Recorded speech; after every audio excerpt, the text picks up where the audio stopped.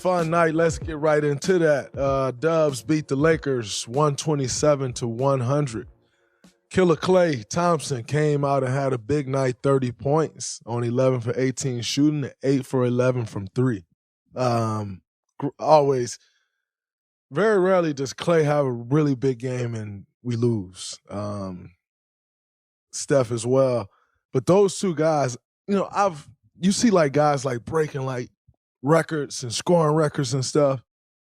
And I always tell guys, oftentimes Steph and Klay don't really break scoring records because usually when they are on the verge of doing something special like that, we usually win going away. And so then they end up not playing again. And like it's been like that for years. I'm not even talking about tonight. I'm just saying in years past, for instance, when Klay has 60 through three quarters, most people would then play that fourth quarter and get however many more points, right? Like that's kind of been a thing as long as I've been here with those two guys. And tonight, Klay got off to a great start, continued it on through the night. He was very pissed off after last game, and I had no doubt in my mind that he would come out and have a big game. Klay, as you all may or may not know, Klay is from Southern California, grew up a Lakers fan. Dad played for the Lakers. Dad works for the Lakers on TV now. His dad is the great Michael Thompson. For those that don't know, was the number one pick in the draft out of Minnesota. Won championship or a couple championships with the Lakers. And so I said all of that to say this really means a lot to Klay. Obviously, it means a lot to all of us. We are playing the playoffs versus the Lakers, LeBron, that whole thing. But, there are just some circumstances that makes things, I always tell you all, like, the whole cliche of, every game is the same is bullshit. Like, that's not true. And so there's just certain things that may make a game or a series mean a little more. And I think this is one of those for Klay. And on the flip side of that, no one ever really talks about the other side of that coin, which is you get overly emotional. You start pressing sometimes. You want it so bad. And sometimes when you want something so bad, it doesn't go your way. And I thought, one big thing for Klay today was he just came in the game. He settled right in. Settled right in the game, was kind of at peace, and things flowed his way from the get-go. Didn't want it so much, although we know he wants it so much. And I thought that was a really big deal. He was super patient and got the shots that he wanted to get, and they went down, which was huge for us. Steph finished the game with 20 and 12 assists, which was his most assists in a playoff game since 2014. I blame me for that being his most assists in a playoff game since 2014. Nonetheless, I thought he was absolutely incredible. Only had 20 points.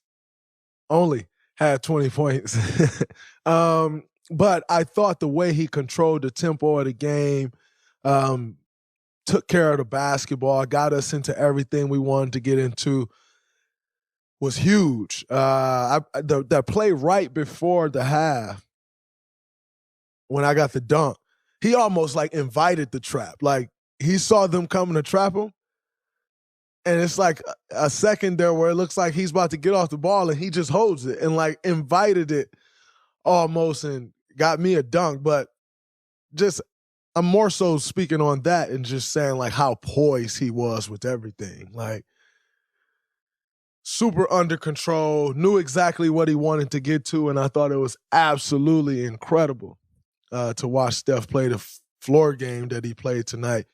It was huge. Shout out to my man Jermichael Green. Had a huge game, 15 points. He got the start. Loon was a little under the weather today, so Loon only played maybe 12 minutes or something, which you go in the film, you walk in the gym, and you see Kevon Looney, like, whoa. Me and Steph looked at each other like, yo, whoa now. We need Loon. And So to find that out literally when we're at the gym preparing for the game, it throws a wrench into things. And, we had a conversation with Coach. Coach asked me and Steph, what do we think as far as who started? We both J. Mike for sure. Like, J. Mike going to bring some toughness. He obviously can space the floor. He played in last game, so he kind of got the feel of the series already. J. Mike for sure. And J. Mike finished with 15 points and 2 assists in 13 minutes. Earlier in the year, in February, when J. Mike was just getting back from injury, we spoke about J. Mike on the podcast. Very similar to tonight. I'll let you hear that.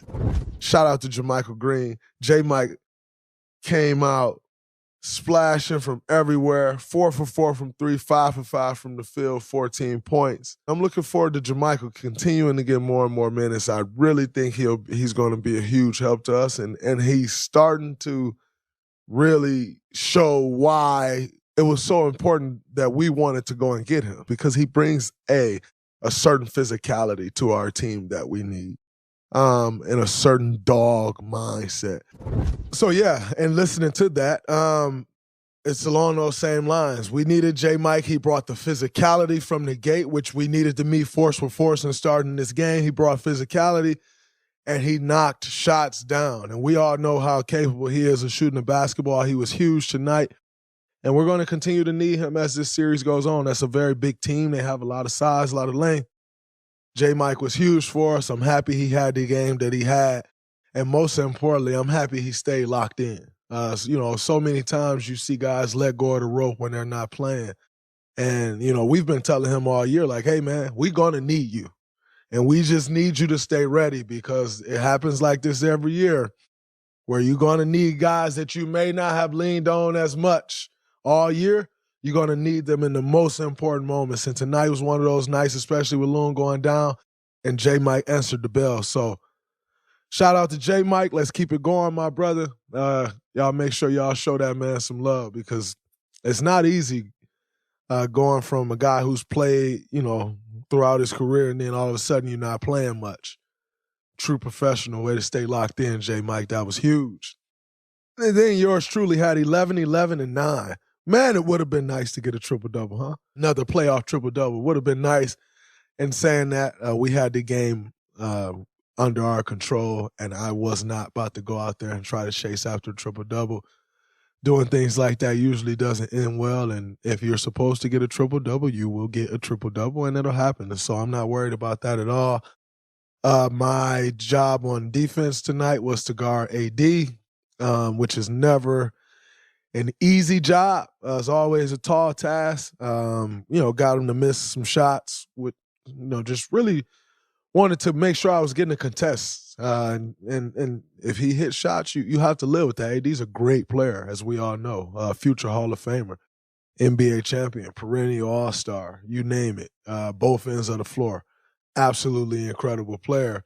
And I think my mindset was just to make it tough on him. No secret sauce, it's just to make him take tough shots. If you can make a guy take tough shots, you have to live with the results, because a guy like that, you don't shut down great players like Anthony Davis. You just try to make them take tough shots, and you live with the results. And I think we did a lot better job on him tonight. He finished with 11, 7, and 4.